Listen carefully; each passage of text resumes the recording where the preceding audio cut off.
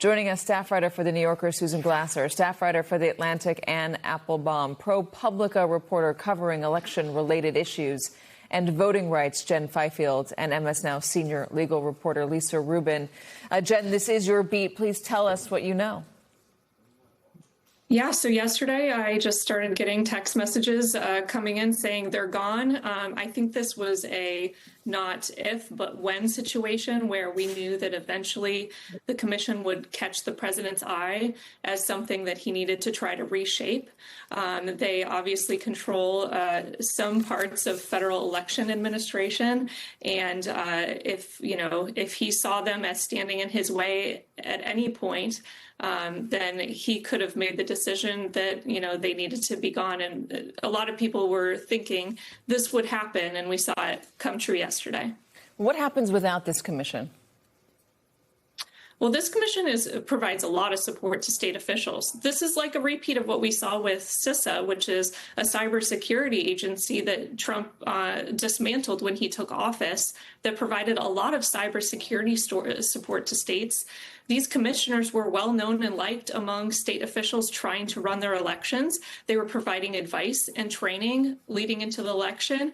They even were going to try to stand up a war room on election day, or to be conduits where people would report information to them about what was happening in their elections. It's just more federal resources lost. Help me understand the voter registration part of this, Lisa Rubin. Why is the administration so, it seems, hell-bent on getting people to require proof of citizenship to vote? Why do they think that will help them? Well, I think they think, Katie, that it will diminish the pool of people that can vote. And I want to be clear with you.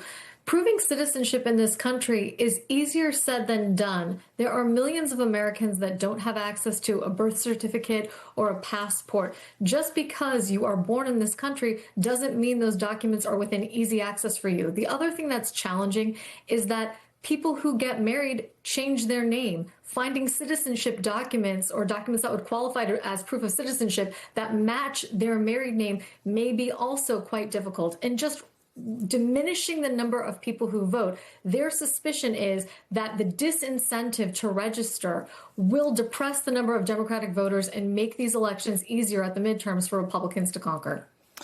So the administration has done a lot of little things. They're demanding voter rolls. They haven't always got those voter rolls. They wanted to change mail-in balloting rules. That did not work. And it seems as if they are finding any way possible to try to change election law on the federal level. What is the bigger picture here? So the bigger picture is that this isn't going to be a stolen election in the sense that Trump is going to cancel the election or the states will cancel the elections. But instead, what you'll see is many, many small things designed to manipulate who can vote and also to create a narrative. The Trump administration is trying to build a narrative, a sense that there are lots of people illegally voting, which, of course, as we know, is not true.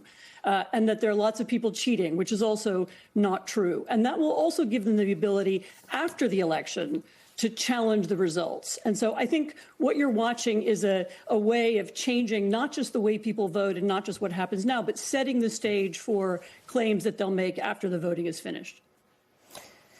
Where else do you see efforts like this, Anne? Every state where you have a democratically elected leader who's trying to change his political system, whether it's in Hungary, whether it's in Turkey, whether it's in Venezuela, it doesn't have to be a right-wing government, it can be a left-wing one, almost always sooner or later begins to play games with the electoral system. It's a tried and true method. I am sure that people around Trump know how it's done. I'm sure they studied how it was done in Hungary for many years until it stopped working. I'm sure they've studied how it's done in Turkey, where it's still working, where actually the main opponent of the current president is in jail, and dozens of other people around the country who might challenge him are also in jail. So they know very well that how it's been done in other places, and what we're seeing is a kind of imitation, adaptation of those tactics. But in the other places, Susan, they don't have the same constitution we do. They don't have the same set of laws. They don't have the same Supreme Court. And for whatever you say about this Supreme Court, I don't think it's at all clear that they would say the president could run for a third term. So his time in office is limited. He's not even on the ballot this November.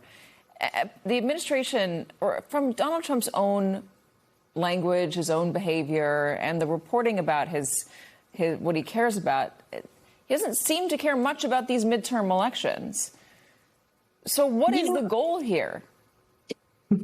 I mean, it's interesting from a political point of view, right? He doing things like not signing a very popular bipartisan bill on housing today that, was the one thing Republicans were looking to take into the election this fall and say, hey, we're actually doing something about affordability. However, Katie, I would point out that in a different way of looking at it, Donald Trump cares very much about these midterm elections. Indeed, he's obsessed with them. And there's a lot of evidence to suggest that the second Donald Trump returned to office after having spent years eroding and shredding the credibility of America's elections with his followers after his defeat in 2020, that he came back into office in 2025. And rather than ignore the midterm elections, in fact, he put out an executive order when many parts of that on federalizing, in some ways, key parts of our elections, when parts of that were struck down by federal judges, what did he do? He came out with a second executive order about elections again this year that seemed to be targeting the midterm elections. He's talked repeatedly about wanting to ban all mail-in voting. And I'm glad you pointed out that the U.S. Constitution is different than many countries around the world that have experienced this kind of democratic backsliding of the kind that Donald Trump wants to pursue. The difference here is that our Constitution is quite explicit that the states and not the federal government have the power and indeed the responsibility to be in charge of elections. On that basis, many of Trump's efforts to federalize elections and to impose his restrictions on them have been struck down by a series of federal judges. That's why he keeps talking and hammering away at Congress that he wants Congress to pass his quote unquote Save America Act, because he understands that unless Congress legislates some of this, that he's not going to get his way. But I think it's a preoccupation, frankly. Can you tell where the Republicans stand on this? Because it is a bit of a mixed bag.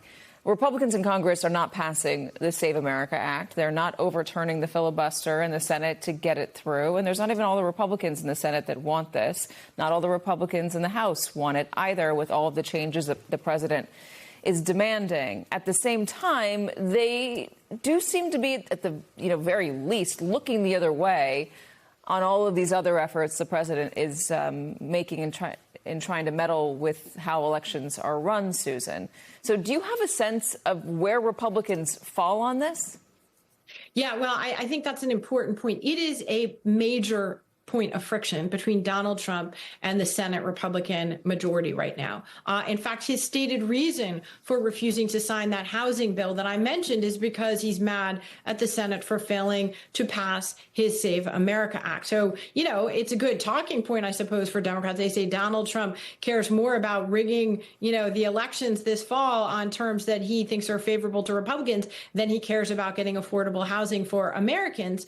It does seem like he's very mad at John Thune, the majority leader, the Republican majority leader, for essentially telling him, I'm sorry, Mr. President, but the political reality is that we don't have the votes to do this, even in a Republican-controlled thing. But also there's the practical question, which I would raise, Katie, which is Donald Trump's utter conviction that mail-in ballots are bad for Republicans and good for Democrats. That may be true in some states. It's probably not true everywhere. And I know a lot of Republicans who privately have been groaning for 10 years as Donald Trump has been going after mail-in ballots. Donald Trump, by the way, who has voted by mail in the past himself. Yeah. Look at Arizona. I mean, just bring up Arizona. I wonder how much of this, Anne, is backward looking. I mean, I mentioned the constitutional parameters that we have here that other places don't have, the Supreme Court that we have, and the unlikelihood of the Supreme Court allowing the president to run again. So I wonder how much of this, the election deniers in the administration, the moves to ban mail-in balloting, birthright citizenship, et cetera, is that all a way for him to prove to himself, if not the American public, that he did win in 2020, having his DNI come out and show evidence of foreign interference, all the ways that he wants to believe that election was fraudulent because he can't handle winning. Do you see this as potentially more backward-looking than forward-looking? I'm sure that's true. I mean, I'm sure that he's obsessively interested in proving that he really won in 2020, and I'm sure that's part of the story. But I would be really careful about thinking this is only something of interest to Donald Trump. There is a group of people around him in the administration, in different departments and agencies, in the Republican media, in the right-wing blogosphere and videosphere, who are convinced now that what they are doing is revolutionary and that their enemies, the people who they're fighting against to hold power in America, are not ordinary patriotic citizens who have different views from theirs, but who are existential threat to the United States. They are purveyors of woke civilization. You know the language. And they are pretty convinced that they need to prevent those people from having power, whatever it takes. And, the number of things that are happening, the number of pieces of legislation at the state level, the gerrymandering games that we've had for the last year, none of those things are being done by Trump alone. There is a constituency for this kind of politics. It's throughout the country. It's particularly true in some states. In some states, you've had election deniers from 2020 now elected to office in states where they are now in charge of the next elections. And it's a much deeper, broader problem. And I don't think it's going to go away even if Trump doesn't win a third term. It's really important that Americans start paying attention to this now, because this is a kind of cancer that's inside the system. And unless we face up to it now and block it now, I think we're going to be dealing with it for a very long time.